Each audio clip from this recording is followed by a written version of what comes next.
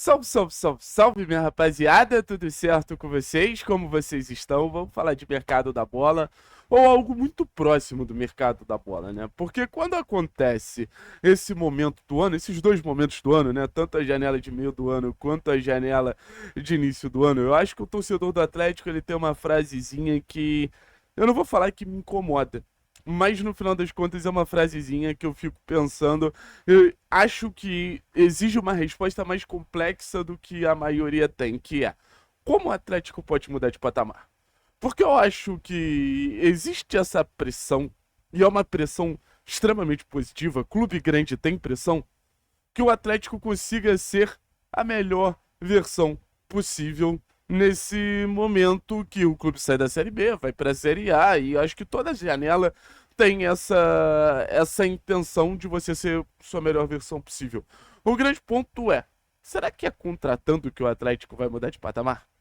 Será que é botando dinheiro na mesa, tirando os jogadores de outros clubes, que o Atlético vai mudar de patamar? E será que é a única forma que você tem de mudar de patamar dentro do futebol brasileiro? Porque eu acho que é inegável que é a fórmula mais fácil. Não é à toa que quando clubes conseguem se solidificar financeiramente, qual caminho eles optam? Em fazer grandes reforços, em trazer grandes nomes, em trazer grandes jogadores. Só que, até esses clubes, e aí principalmente a gente fala de Flamengo e a gente fala de Palmeiras, existe um processo antes das grandes contratações, 25 milhões de euros no Samuel Lino, no Vitor Roque, sabe? Os 30 milhões de euros no Caio Jorge, 40 milhões de euros no Paquetá, os 30 milhões de euros no Almada. Palmeiras e Flamengo precisaram passar por um processo até alcançar essas cifras que, vou ser bem sincero, eu não acredito que o Atlético vai alcançar. Mas pra mim, na minha visão, pro Atlético realmente mudar de patamar, e eu falo tanto um patamar esportivo quanto um patamar financeiro, não existe resposta de médio prazo, curto prazo, longo prazo que não seja simplesmente revelar. E eu vou dar o exemplo de Flamengo e Palmeiras e depois a gente se aprofunda no universo Atlético Paranaense. Por quê? Porque o Atlético, ele vê Flamengo e Palmeiras hoje numa distância financeira tão grande que nem sempre foi assim. Mas como o Palmeiras e o Flamengo começaram a alavancar financeiramente para ter uma estrutura financeira mais sólida ao ponto de poder fazer esse nível de contratação? Vinícius Júnior, Paquetá, Gabriel Jesus, Hendrick, Estevão. Aí você tem os coadjuvantes, né? Kevin, Léo Duarte, enfim, tantos e tantos e tantos e tantos jogadores que foram vendidos por essas equipes. Essas equipes elas começaram revelando, tendo sucesso esportivo, se estabilizando financeiramente, vendendo um pouco mais, aumentando o poderio financeiro, vendendo um pouco mais, brigando por títulos, vendendo um pouco mais, para aí sim conseguir hoje chegar no patamar financeiro que eles têm. Ah, Thiago, mas o Atlético é um clube que vendeu pra caramba e não chegou no patamar financeiro de Flamengo e Palmeiras. Beleza, talvez esse ponto de comparação seja fora de uma rota óbvia. Eu acho que a gente primeiro precisa entender que o Atlético não recebeu alguma dessas vendas, mas se você for pegar a história do futebol brasileiro, nenhum clube fora do eixo gastou tanto dinheiro como o Atlético Paranaense gastou nas últimas temporadas.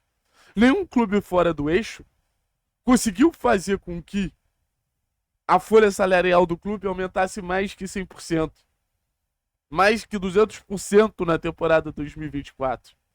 Nenhum clube fora do eixo faz constantemente movimentações de 20 milhões de reais. Então, dentro da realidade do Clube Atlético Paranaense, o salto financeiro que o clube deu a partir da capacidade de revelar jogadores sempre foi muito alto. Só que parece que o torcedor do Atlético tem pressa de dar respostas e de ter respostas o mais rápido possível. Só que eu acho que essa pressa ela sempre vai ser inimiga do clube. Só que eu acho que essa peça sempre vai ser uma pedrinha dentro do sapato do Atlético, porque o futebol ele tem o tempo dele. E quando você é um clube que não está no topo da cadeia alimentar da estrutura financeira de uma realidade futebolística, o seu tempo ele vai ser ainda mais extenso. Então, nesse momento, o que eu acho que deve ser o foco do Atlético para o Atlético mudar de patamar? e poder investir mais, e poder contratar melhor, e poder realmente ter reforços e não se contentar apenas em contratações. Pegar uma geração que claramente é talentosa e tentar desenvolver o maior número de jogadores na temporada 2025. 26, na real, né?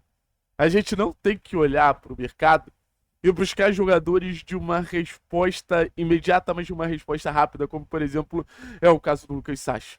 O Lucas Sacha é retorno rápido, mas eu acho que pro Atlético o caminho é Dudu, João, Jolimar, Zapelli, Léo Derek, Lucas Esquivel, o Gilberto, que querendo ou não tem uma taxa de vitrine ali, o Carlos Teran, o Arthur Dias, o Kevin Viveiros. Porque se a gente faz um campeonato brasileiro focando nesses nomes, vendo o Odair desenvolver esses nomes, e aí você ainda pode tirar do time sub-23, por exemplo, um Bruninho, você pode tirar um Claudinho, você pode, enfim, buscar o próprio Chiquete, você pode buscar alternativas. Se você conseguir desenvolver esses nomes, lapidar esses nomes, você vai ter naturalmente um retorno financeiro para ontem. Um retorno financeiro que vai fazer com que o Atlético consiga, nas próximas janelas, ter um poder de investimento maior. Se caso pelo menos 2, 3 desses jogadores engrenem e a gente consiga fazer uma venda relevante. E falando do retorno esportivo, que eu acho que deve ser a prioridade do clube, o Atlético ele vai ter um retorno esportivo com jogadores que já estão no clube. O Atlético vai ter um retorno esportivo com jogadores que já fazem parte do que é o Clube Atlético Paranaense hoje. Já estão dentro do CT. Que podem ser escalados na estreia do Campeonato Brasileiro. Só que você precisa ter um contexto que potencialize esses caras. Só que você precisa ter um contexto que faça esses caras se sentirem confortáveis para ser a melhor versão deles possível, ao ponto de gerar interesse de Cruzeiro, de Inter, de Palmeiras, de clubes fora do Brasil, que foram clubes que buscaram alguns dos nossos jogadores. Zapelli, Julimar, Lucas Esquivel, Teran. Sério, sabe? Mas teve clube grande brasileiro buscando Teran. Então o mercado da bola ele ensina. Você precisa, assim, passar por um ciclo. E talvez o rebaixamento tenha que meio reiniciado o ciclo do Atlético. Mas a grande notícia é que o Atlético ainda tem muita qualidade para desenvolver, pensar em vender e retomar um poderio financeiro que o clube em algum momento teve nas últimas temporadas. O Atlético começa a investir mais em 22, 23 e 24, que aí são temporadas de recorde de investimento do clube. E você tem a maior negociação da história do clube vindo em 25.